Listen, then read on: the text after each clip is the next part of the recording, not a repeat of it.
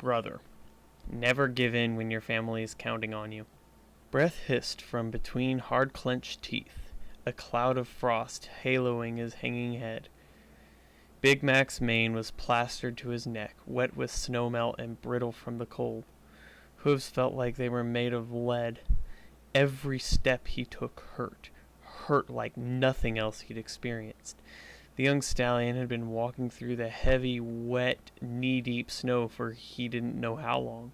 Days, maybe, though it had only gotten dark a short while ago, or had it been for some time now? Another step, a feeling of nails being jammed into his hooves. The harness of the sleigh about his shoulders creaked from the movement, long since iced. Another step, pull hard, keep it moving, ignore the ache, push past the bone-deep chill. Again. Step. One hoof in front of the other. Can't stop. The sleigh felt like it weighed 10 tons. Felt like trying to drag an entire barn. The entire town. Big Mac leaned into the harness for another push, but it didn't move. He groaned and tried again, putting every bit of will he could muster into lifting his frozen hoof high enough to get through the snow. But instead, both front legs buckled. He staggered, then sank into the soft, welcoming, strangely warm snow. They had spent the week at Aunt and Uncle Orange's lavish home in Philadelphia on invitation. Mac had been there before as a young colt with Ma and Pa, but it had been first for little Applejack. Matter of fact, it had been the first time the 4-year-old filly had ever been out of Ponyville. The crowds and bustle and fuss of the big city had been at once terrifying and exhilarating. So many things to see and do, so many ponies for her to meet. The city would leave an impression of energy and excitement in her young mind. But as things go, so too did the two Apple siblings. Home was calling, and the unusually warm January weather was coming to an end, heralded by the darker clouds starting to form on the far horizon. If the two waited too long to leave, they might have to wait for days before the roads were clear enough to travel. Mac was feeling confident, though, and after an early breakfast and fond farewells, they were off. The sleigh was nothing more than one of the farm's smaller carts with the wheels knocked off and replaced with narrow, curling runners. Being a pragmatic family, they'd seen fit to have a small but serviceable wooden roof put over the top to keep the worst of the weather off little AJ, who rode inside as a little bundle of blonde and freckles at the center of a pile of quilts and blankets. Macintosh, just on the tail end of colthood, was already being called Big Mac by more than half of the Ponyville. He stood a full ear taller than stallions twice his age, and was well on his way to developing the heavy muscle to go with it. He was used to pulling carts much larger than his current burden, and those piled near to collapsing with bushels full of apples. One sleigh loaded with one tiny filly, who was knee-high to a grasshopper, as Granny put it, wasn't much of a challenge, even for a half-day's journey. The road home was packed with snow, marking with the passage of a few hooves and wagon ruts. The warm weather had made the footing a little bit slippery, but the sleigh's runners slid over it easy as can be. Applejack was a source of squeaky chatter, talking about anything and everything that came to her mind. Being only 4, she didn't make all that much sense and often tried to just fib and bluff to try and impress her big brother with the extent of her worldly wisdom. Patient, stoic Macintosh would just grin and let her carry on, though at the particularly incredible parts he would point out how, for instance, birds were not known for knocking down trees, nor was this all the snow caused by them exploding from eating too much. It is part of a big brother's duty to see that a sibling's head doesn't get too swollen with ego. The road wound its way through the forest, much of the commented on trees shorn of their leaves, skeletal frames now pleading with the sky to bring back spring. Their silent desires were taunted. The sky saw through their bows was a rippling white to match the snowy ground, keeping the warmth of the sun in. the air hovering only just below freezing. It made for a pleasant journey, though the air had a dampness to it that made the cold stick to one's hide. It would have been an easy thing for young AJ to catch a chill from it, but Macintosh was diligent in reminding the filly to stay well tucked under the quilts. The cold was little issue for him. The work of walking and pulling was enough to heat his body from the inside out. They had made it about halfway home before the snow found them. Applejack had been singing winter songs in her tiny piping voice, doing her very best to get each note just right, or where she thought it was supposed to be. This had her forgetting most of the words to whatever song she was trying to sing. She'd never make for a good singer, but it wasn't for a lack of heart. Her bountiful good cheer even managed to coax Macintosh into singing one of her silly little songs along with her, much to her giggling delight. As it turns out, neither of the apples could actually sing, and anyone passing on the road would have just had to stop their ears. Their singing wasn't for listeners, though, just something between Big Brother and Little Sister. He was still humming the tune quietly to himself when Applejack cooed in wonder at the sight of the fat, heavy flakes starting to drift down. Her green eyes were wide and round, following the first all the way to the ground. She tried to reach out to catch the next one with her tiny hoof, but her big brother noticed and gently warned her to keep under the blankets. Macintosh's breath was starting to frost, and he could smell the cold starting to build in the air. The night would see the last of the good weather, and all the damp in the air would pull the heat right out of his little sister in short order, blankets or no. Big Brother's steady pace increased, casting one wary eye upward to the steel-gray sky as more and more flakes fell to join the first. In minutes, the world around the two apples had been reduced to a circle no more than 20 steps across. The rest of Equestria was swallowed by white. Beyond was only a wall of fluttering snow with only the barest glimpses of shapes beyond. It was a blizzard, but not the violent thing most imagined the word to mean. There was no wind here, no driving wall of snow, no sound except for the whisper of the sleigh's runners, Mac's breathing and the crunch of his hooves in the new snow, all sounding somehow curiously distant and apart. It was lucky the road did pass most of the way through the forest, with trees on either side. It'd be hard to get lost or turned around. Worrisome was that Macintosh had no real idea as to just what time it was or how close they were to being home. There were no landmarks anymore, no signs on the road, nothing but the winding trail, and it was being quickly covered. The sleigh was suited for the snow, of course, but this snow was the wet, sticky sort, excellent for snowballs, but clinging just as readily to the runners. The deeper the snow got, the harder it became to pull. Macintosh had to put a bit more shoulder into it to keep up his pace. It didn't let up, nor did it seem like long at all before he was having to take higher steps. The road now ankle deep. He was already soaked through. Every flake that touched his hide became an icy water droplet in half a moment, plastering mane to his head and neck and sending creeping tendrils of cold down his sides. The pulling had been keeping him warm, but the damp and dropping temperature was wicking it away fast, the cold creeping under his skin. He was glad for the roof over little AJ. Without it, those blankets would have been sodden through in seconds along with her, and Mac didn't want to think about AJ getting sick. He glanced back over one shoulder to reassure himself his little sister wasn't doing something dumb, and was glad to see her wisely staying snugly wrapped in the quilts and blankets, just a bit of blonde and freckly nose peeking out, pretty green eyes wide and watching the magic of it all.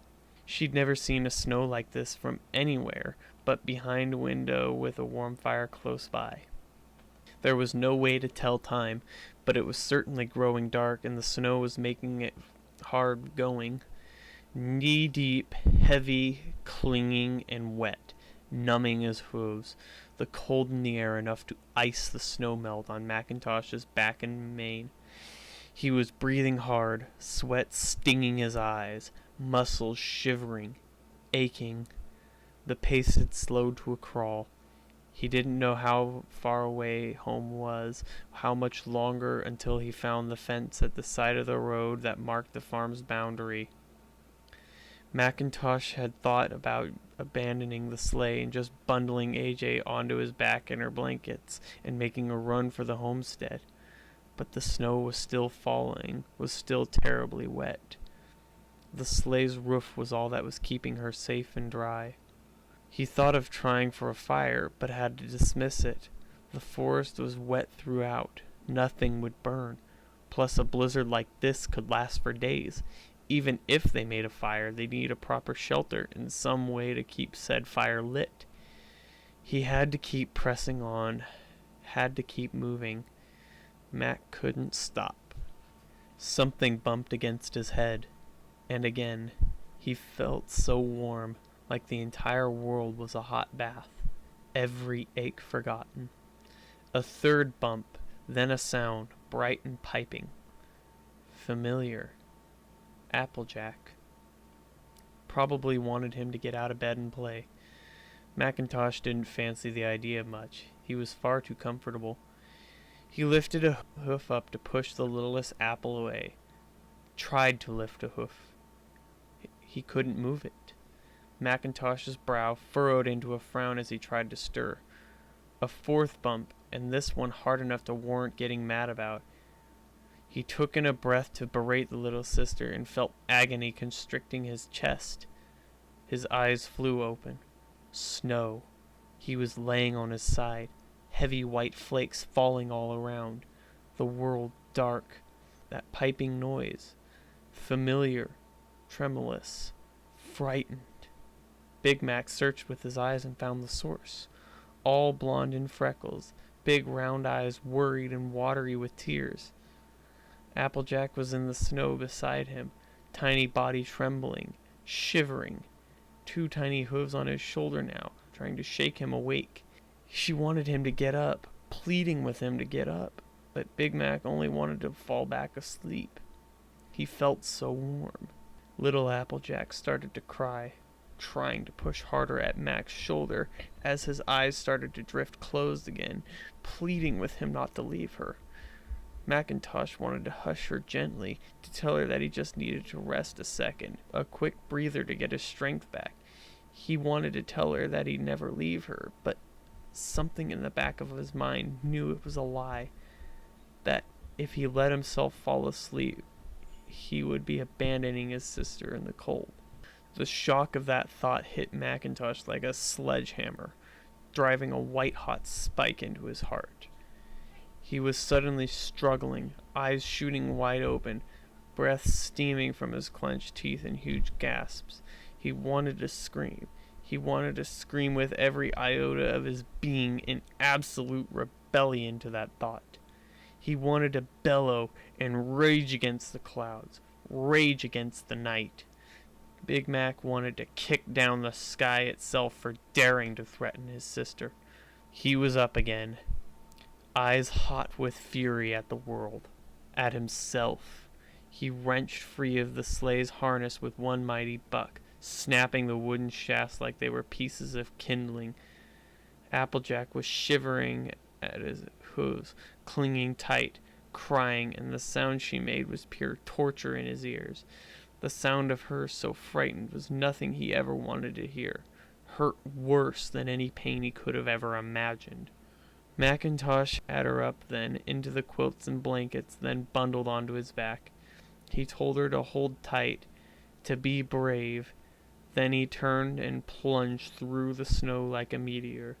Every muscle in his body screamed like there was ground glass under his skin. His joints felt full of sand.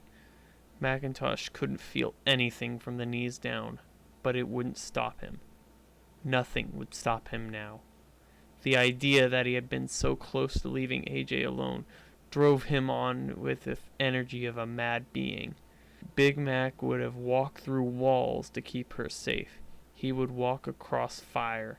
He would climb mountains at a dead run if he had to. He would never abandon his family. Never. Never. The world was a blur of snow. Time had no meaning. Mac could feel the burden on his back, the tiny hooves clinging tight, and that was all that mattered. His world had shrunk to a line, pinpoint thin. There was the road ahead of him, and the tiny heartbeat pattering against his shoulder. Nothing else mattered. It hurt to breathe. Every gasp was like a breathing jagged icicle. He could taste blood on his tongue, but it was distant, unimportant. There was a fence. A fence. Familiar. Close. He knew he was close. Big Macintosh didn't remember coming through the gate, didn't remember rightly who he was. There was just the ice cutting him to the bone, that tiny pattering heartbeat, and a small square of hot yellow light just ahead. Light. A window. He tried to call out, staggering towards that beacon, the promise of heat and safety and warmth for his little sister. He could only wheeze, trying to catch his breath and not finding it. He was so cold. Macintosh had tears frozen to his cheeks, hoarfrost around his gaping mouth. He couldn't feel anything. The world was closing to a point of light. His legs wouldn't listen. Everything he could do was to stay upright. He tried to yell, tried to call for help, but he couldn't breathe, couldn't move. Bright as a bell and louder than anything in the world, Applejack screamed for their father. Not half a second later, light flooded out into the night, a figure framed in the open door not 10 steps away. Relief flooded through Big Macintosh, and the snowy ground rushed up to meet him. Something bumped against his head. And again. He felt so warm, like the entire world was a hot bath. A third bump, then a sound, bright and piping. Familiar. Applejack. Probably wanted him to get out of bed and to play. Mac found that he liked the idea. He started to stir, but needle-sharp pain washed through his body and made him gasp, eyes flicking open. He was in the main room of the homestead, lying on a makeshift bed in front of a fire. He hurt all over, but more pressing was the little bundle of blonde and freckles peering at him with wide green eyes at a distance of roughly half a hoof. The intensity in that stare might have made any other pony jump and recoil, but Macintosh was made of sterner stuff. He peered back, then ignoring the grinding pain, lifted one big hoof and ruffled his little sister's mane. Tears sprang to Applejack's eyes, and she threw herself against his neck in a hug tight enough to strangle. He didn't mind. He didn't mind the tears washing against his hide, didn't mind the little sobs that held no terror. He didn't mind the tears he felt wetting his own cheeks. Brother.